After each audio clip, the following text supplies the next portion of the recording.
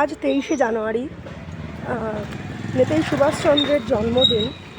আমি যেই জায়গায় রয়েছি সত্যি খুব খারাপ লাগছে। কর্ণাটক রাজ্যে এখানে কিন্তু সেরমভাবে নেতাজি সুভাষের জন্মদিন পালন করার কোনো রীতিনীতি কিছুই আমি দেখিনি। ইভেন স্কুল পর্যন্ত খোলা, আমার মেয়েকে দেখতে পাচ্ছ, স্কুল পর্যন্ত খোলা রয়েছে।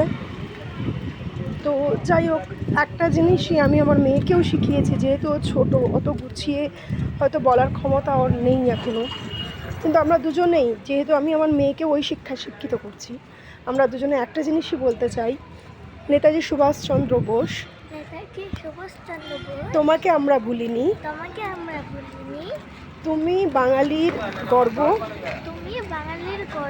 তুমি আমাদের দেশের অহংকার। জন্মদিনে তোমাকে অনেক প্রণাম। জয় হিন্দ। জয় হিন্দ।